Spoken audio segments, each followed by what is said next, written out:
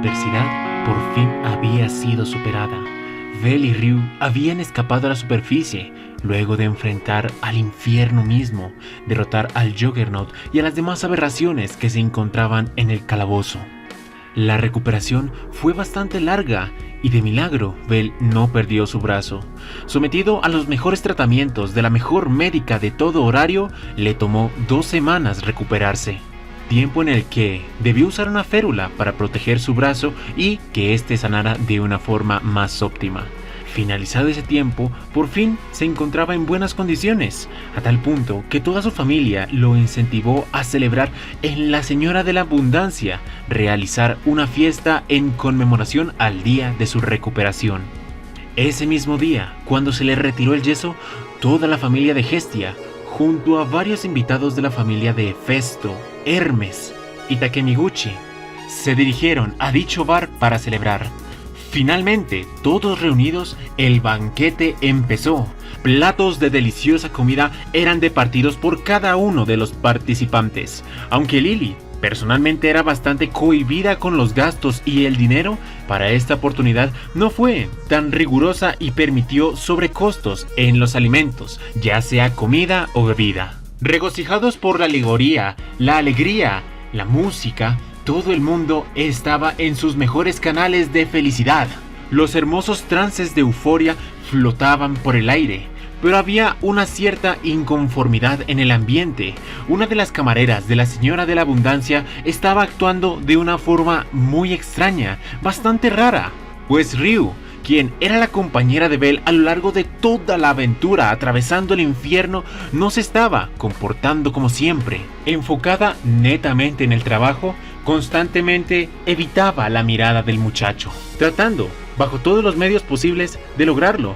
Incluso, en sus efectos, a veces realizaba acciones que se veían completamente antinaturales. Si sus miradas se encontraban cada vez que ella tenía que atender una orden, giraba su cabeza violentamente, al punto que llamaba la atención de todos los clientes por su comportamiento. Esto le dolió en lo profundo a Vel. Su frágil corazón de adolescente, no más grande, de 14 años, estaba sufriendo, pues se martirizaba a sí mismo pensando de que ella ahora mismo lo odiaba. Trataba de buscar una respuesta a su situación sentimental. ¿Acaso él le había hecho algo que la enfadara? ¿Acaso fue grosero? No podía encontrar una razón válida para saber por qué lo odiaba. En su mente se presentaron los recuerdos de la aventura que surtieron en el calabozo, aquellas escenas en donde él fingió su muerte para tratar de asestar un golpe crítico ante una bestia, o también la vez que se abrazaron desnudos, también cuando se tomaron de la mano para afrontar su fin. Pero en ninguna de esas revelaciones encontraba un motivo válido por el cual él fuera despreciado. A medida que la fiesta se desarrollaba, Mamma Mía, la dueña del bar, le ordenó a Ryu que le enviara todo el pedido que había solicitado la mesa de Vel, y también que tomara sus órdenes por si se les antojaba algo más.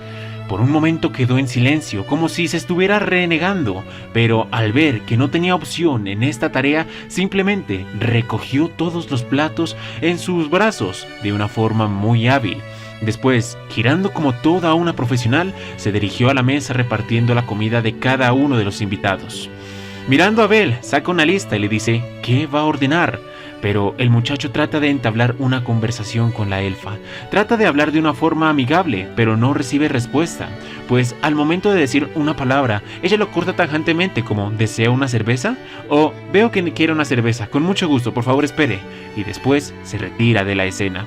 Esas palabras frías como el hielo lastiman aún más al pobre muchacho, a tal punto que todos sus compañeros de mesa lo miran de una forma lastimosa. Mientras la escena se desenvolvía, Cial se encontraba departiendo con ellos una deliciosa comida.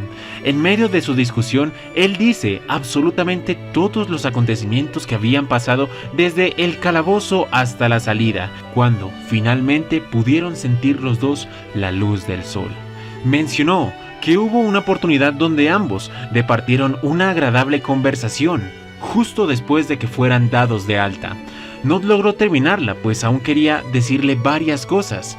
Pensó que lo dejaría para después, pero ese después jamás llegó, pues cada vez que iba al lugar de trabajo a la señora de la abundancia, ella lo evadía constantemente, se ocultaba en la cocina o se negaba frenéticamente a hablarlo excusándose en el trabajo. La desesperación, como si estuviera grabando un hueco en su pecho, se presentó, pero todo aquel que estaba escuchando su historia solamente podía verlo empáticamente. Es más, todos empezaron a desviar la mirada, algunos con vergüenza, otros con un poco de comprensión. Seal se levantó del asiento y, utilizando la bandeja con la que ella trabaja, le golpeó levemente la cabeza. No le causó ningún daño, parecía como si una niña estuviera haciendo un berrinche. Efectivamente, todos en ese lugar entendían claramente cómo o por qué ella lo estaba evadiendo. Cosas del corazón, juventud, pero el chico aún no podía entenderlo por su madurez mental.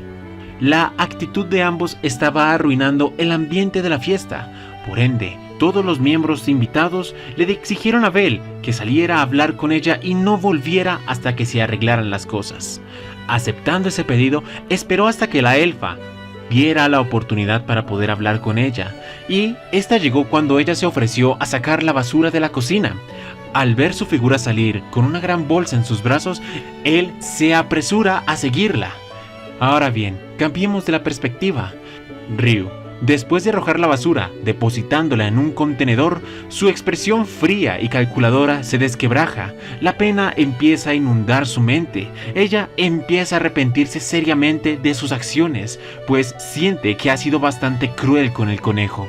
Con una actitud grosera, se preocupa que lo haya dañado en sus sentimientos. En sus saberes, se afana y se exige que debería disculparse lo más pronto posible. Trata de meditar las palabras correctas para hablar con él, pero ninguna es capaz de formarse, pues su corazón late tan rápido que ni siquiera es capaz de encontrar la coherencia y la inteligencia necesaria. La elfa estaba sufriendo los efectos secundarios de una de las sensaciones más hermosas que el humano posee, el amor. O más específicamente, la vergüenza producto del amor. Meditando por unos instantes cuál sería su próxima acción para tratar de disculparse con Belle, una voz llega desde su espalda.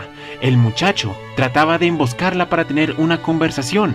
Al percibir el tono de su voz, la preocupación y sus latidos de su corazón explotan. Sin saber cómo reaccionar, aprieta su puño y lo dirige directamente a la sombra que estaba a punto de llegar, es decir, él. Un impacto dirigido a la cara que es frenado, parado de una forma magnífica por el muchacho.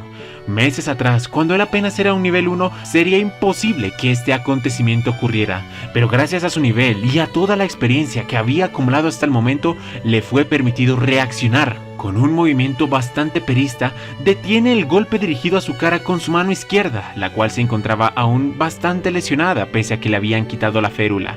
Como si quisiera no lastimarla, la agarra de la muñeca frenando el impacto.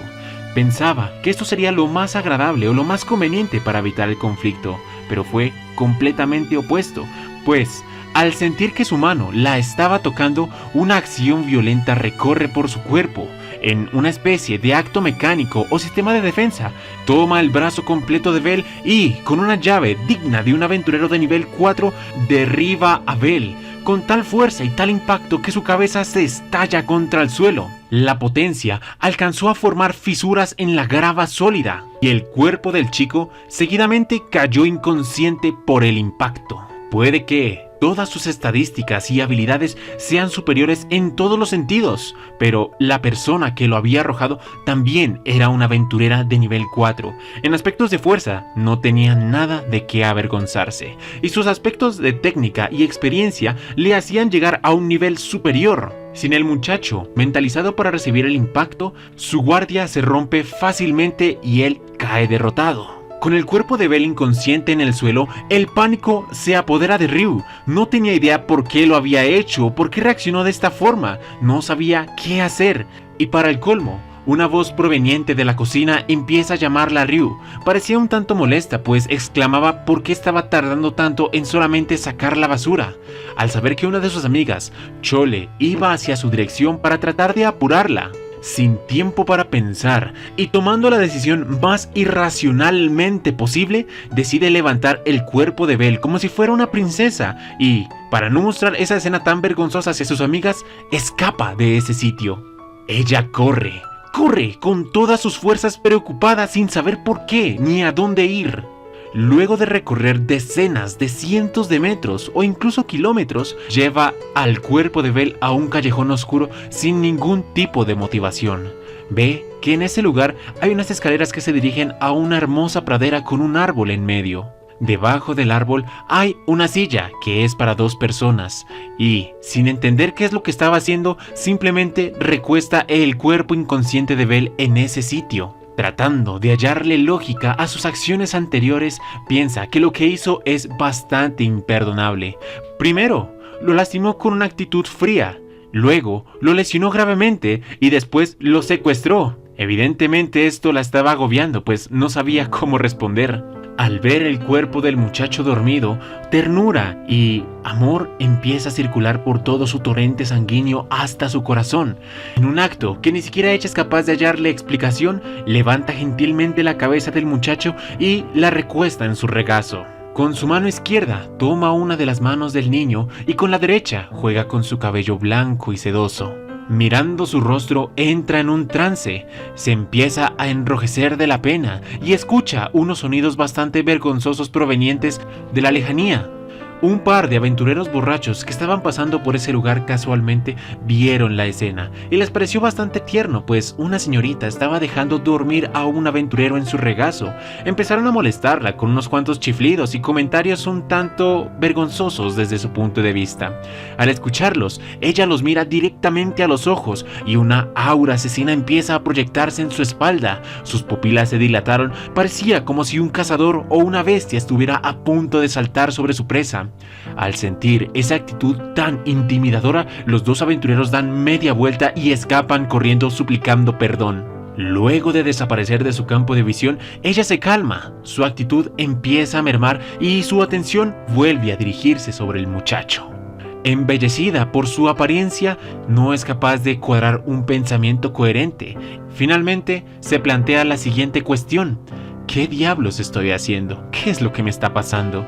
¿Por qué cada vez que te veo me es imposible actuar de una manera normal? Mirando el rostro del niño, su corazón empieza a temblar con más fuerza. Deja tomar control por sus instintos y su rostro se acerca lentamente al suyo, a tal punto en el que es capaz de escuchar su respiración. Susurrándole unas palabras cálidas, dice: Belle, yo no te odio. No sería capaz de odiarte. Por el contrario. Justo antes de completar esa oración, se detiene en seco. Sus ojos tiemblan y su espalda empieza a sudar frío. Los instintos de un aventurero de nivel 4 son agudos y este les permite diferenciar a una persona dormida o desmayada de una que está fingiendo. Al sentir la conciencia del chico, ella le formula una pregunta inquisitiva. Belle, ¿estás despierto? Al escucharla, las mejillas del muchacho tiemblan y empiezan a enrojecerse, y después de unos segundos, resignadamente, él abre los ojos y dice sí. Al hacer el contacto visual, cuando él abre los ojos, la cara de la elfa adquiere una tonalidad rojiza pura. Quizás sea por vergüenza o ira. Ella toma la mejilla de Belle y le exige una explicación. ¿No habían prometido ya que él jamás volvería a hacer un acto como este? Haciendo referencia al momento en donde él fingió estar inconsciente para asestarle un golpe mortal a un monstruo en el calabozo. En ese momento, Ryu gritaba su nombre de forma desesperada, como una niña rogando el auxilio de alguien. Y ahora mismo, Belle había hecho algo parecido.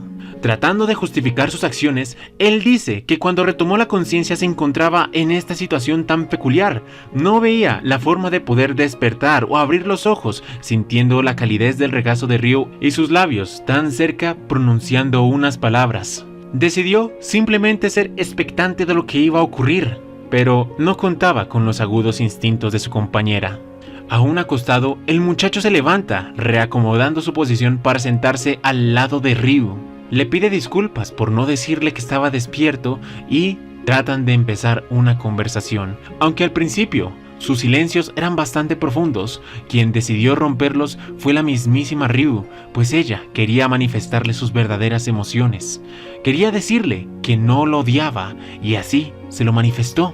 Siguiendo con su explicación, mencionó que solamente no sabía cómo mirarlo a la cara, no sabía cómo volver a hablar con él. La vergüenza estaba carcomiendo su corazón y no era capaz de encontrar las palabras cada vez que trataba de hablarle. Aunque esto puso bastante incómoda a Belle, mostró una sonrisa. Diciendo palabras torpes decía que se alegraba que ella se sintiera de esa forma y también que en el fondo no la odiara, que él no había hecho nada malo para provocar su ira y aún era su amiga. Después de que el silencio se rompió, empieza una conversación un tanto más amigable, en la que los dos se ponen al día sobre todos los acontecimientos que habían pasado desde la última vez que se vieron. Hablaron sobre el crecimiento que el muchacho había tenido, sobre la recuperación que había sostenido en las últimas 2 semanas, sobre la fiesta que le habían hecho por la felicitación de regresar vivo a casa y sobre el aprecio y el cariño de todos sus seres queridos al ver que él finalmente volvió vivo. La conversación de ambos era bastante agradable, hasta que finalmente Belle reunió el valor suficiente para hacerle una pregunta. Ryu, ¿podrías hablarme acerca de tu familia? Al escuchar esa interrogación, Ryu guarda silencio, cierra los ojos y respira profundo. Mira a los ojos a Belle nuevamente y le dice, claro, con gusto. Se acomoda en el asiento, miran hacia el cielo nocturno y así empieza la historia del pasado de Ryu. Y bueno, señores, eso fue exactamente lo que pasó después de que los dos superaran el abismo. Un video que sinceramente muchos me estaban pidiendo y lo iba a sacar antes de hablar de la serie de Danmachi. Próximo video, la comparación del capítulo 1 con su novela El día de mañana. Por favor, estate pendiente. Sin más que decir, este fue el señor Mikael y nos vemos la próxima semana. Dice que la próxima semana. Nos vemos mañana. Adiós.